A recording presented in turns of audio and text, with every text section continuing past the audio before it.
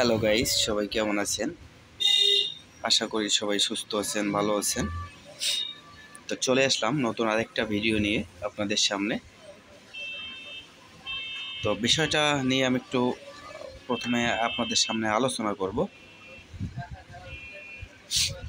দেখেন, এখানে সোলার কন্ট্রোলারে অনেক সমস্যা দেখা যায়।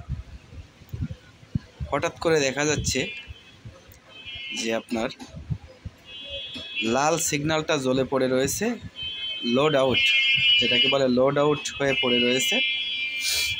তো এই লোড আউট হয়ে যদি পড়ে থাকে তাহলে আপনি কি করবেন? লোড আউট হয়ে পড়ে থাকলে আপনি প্রথমে এর কিছু কিছু জায়গার ভোল্টেজ আছে, এই ভোল্টেজগুলো মাপ দেবেন। দেখেন,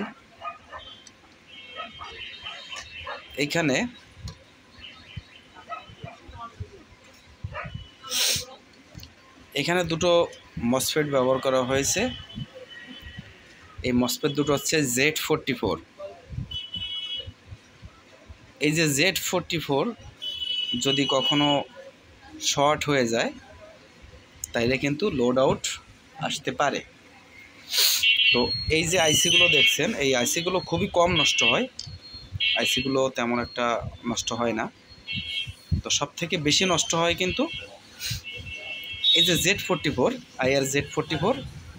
তো এই IR Z44 যদি আপনি ভালো করে মাপতে জানেন, মেপে যদি পরীক্ষা করে যদি আপনি এটাকে চেঞ্জ করে দিতে পারেন তাইলে কিন্তু আপনার লোড অফটা সেরে যাবে।